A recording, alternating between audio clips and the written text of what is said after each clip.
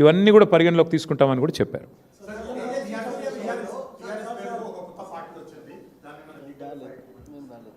ఎక్కడ నాకు తెలిసి మాకు ఇప్పటి వరకు నాకున్న ఇన్ఫర్మేషన్ మేరకైతే నాకు తెలిసి పెద్ద ఇష్యూ ఏమీ లేదు. పార్టీలు వస్తుంటాయి పోతుంటాయి, అది పెద్ద ఇష్యూ కాదు. చాలా పార్టీలు వచ్చినాయి, చాలా పార్టీలు పోయినాయి. 25 ఏళ్ళు పూర్తి చేసుకున్న పార్టీ మేము. కాబట్టి మేము ఫోకస్ చేసేది ఈ దేశంలో 25 ఏళ్ళు పూర్తి చేసుకున్న పార్టీలు వేళ్ల మీద లెక్క దగ్గబెట్టే సంఖ్యలో ఉంటాయి. నాకు తెలిసి మన రాష్ట్రంలో అయితే ఒక టీడీపీ, తర్వాత టీఆర్ఎస్ఏ, ఇంకే వేరే పార్టీలు ఏం లేవు. ఇప్పుడున్న బీఆర్ఎస్, అప్పుడు టీఆర్ఎస్గా పుట్టింది, ఇప్పుడు బీఆర్ఎస్. కాబట్టి పెద్ద పట్టించుకోదగ్గ విషయం ఏం కాదు. తేజస్వి సూర్య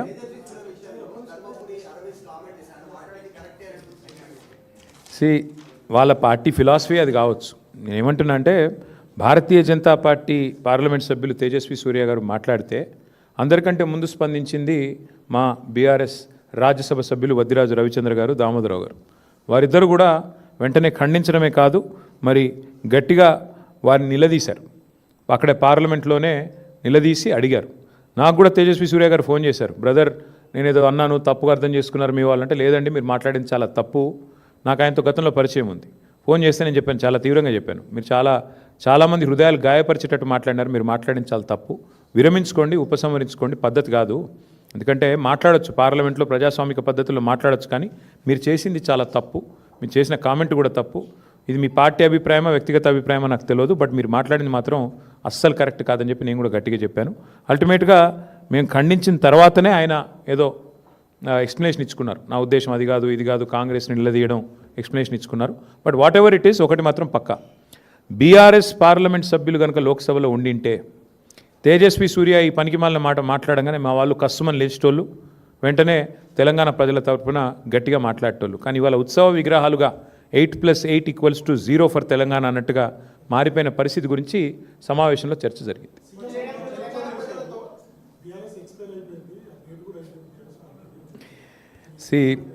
చీఫ్ మినిస్టర్ గారికి నా రిక్వెస్టు, మీరు చీఫ్ మినిస్టర్, చీప్ మాటలు మాట్లాడటం బాగుండదు. ఎందుకంటే మీరు ఒక చీఫ్ మినిస్టర్గా మాట్లాడితే, ఏదైనా విధానపరమైన విషయం మీద మాట్లాడితే ప్రధాన ప్రతిపక్షంగా మేము స్పందిస్తాం, మాట్లాడతాం, మీకు జవాబిస్తాం. మీకు విషయం మాట్లాడే తెలివి లేదు. ఎంతసేపు విషయం జిమ్మడం, పర్సనల్గా దూషణలు, పర్సనల్గా గలీజ్ మాటలు తప్ప రేవంత్ రెడ్డి గారికి ఇంకోటి రాదు. వారిని నేను అడిగేది ఏమంటే ఒకటి, ఇవాళ వాస్తవం ఏమంటే ఎక్స్పైరీ అయిపోయిందని మాట్లాడుతున్నాడు ఆయన. కాంగ్రెస్ పార్టీ చెతికిలబడి ఇప్పటికీ ఎన్నేళ్ళు అయిందండి? 12 ఏళ్ళ 13 ఏళ్ళ? అప్పటి నుంచి ఇప్పటివరకు లేవలేకపోతున్నది. ముందు వాళ్ళ స్థాయి, వాళ్ళ పరిస్థితి చూసుకోమనండి. వాళ్ళ జాతీయ పార్టీ అని చెప్పుకుంటారు, ఒక ప్రాంతీయ పార్టీ స్థాయికి పడిపోయింది. వాళ్ళ సంగతి చూసుకోమని రాదు. మా గురించి ఆయనకెందుకు? మా పార్టీ ఏందో, మా పార్టీ ప్రస్థానం ఏందో, మా పార్టీ ఏం చేసిందో, మా పార్టీ ఎట్లా ప్రజా పోరాటాలు చేసి ఓ రాష్ట్రాన్ని ఢిల్లీ మెడలు వంచి సాధించిందో, వాళ్ళ జాతీయ నాయకత్వాన్ని అడిగితే ఢిల్లీని ఎట్లా గడగడలాడించిందో వాళ్ళ జాతీయ నాయకత్వాన్ని అడిగితే వాళ్ళు చెప్తారు. ఈయనకేం తెలుసు అప్పుడు ఎక్కడున్నాడు అడిగినప్పుడు? కాబట్టి నేను అనేది ఏమంటే చీఫ్ మినిస్టర్ గారు చీప్ మాటలు మాట్లాడకపోతే మంచిది. ఇవాళ మాకొక శుభదినం, మా పార్టీ 25 వసంతాలు పూర్తి చేసుకున్న సందర్భంగా నాకు ఆయన లాంటి వాళ్ళ గురించి మాట్లాడాల్సిన అవసరం కానీ అగత్యం కానీ నాకు లేదు.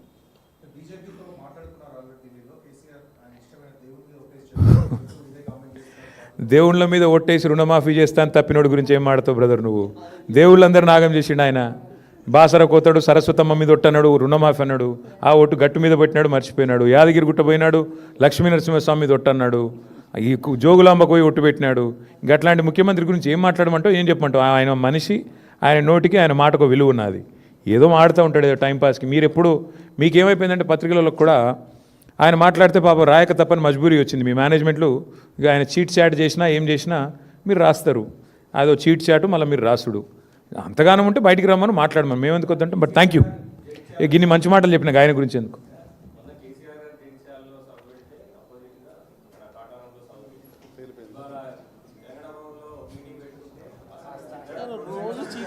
ఏం చెప్పమంటావు?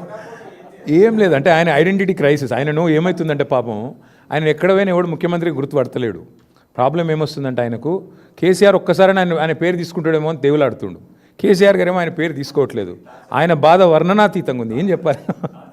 అందుకే నేను అనేది ఏమంటే రేవంత్ రెడ్డి గారు మిమ్మల్ని యాంకర్లు గుర్తించట్లేదు, యాక్టర్లు గుర్తించట్లేదు, ప్రజలు గుర్తించట్లేదు, ప్రతిపక్ష నాయకుడు కూడా మిమ్మల్ని గుర్తించట్లేదు. అది మీ ఐడెంటిటీ క్రైసిస్కి సంబంధించిన సమస్య. మేమేం చేయగలం దానికి?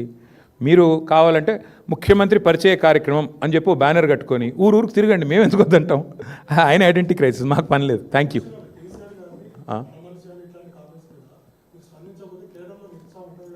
బ్రదర్, ఇగో కేసీఆర్ గారి గురించి రోజుకి చాలామంది మాట్లాడుతుంటారు. అన్నిటి మీద మాట్లాడాలంటే మాకు పని చాలా ఉంది. చాలామంది చాలా మాట్లాడుతుంటారు, అన్ని పట్టించుకోవాల్సిన అవసరం లేదు. Thank you.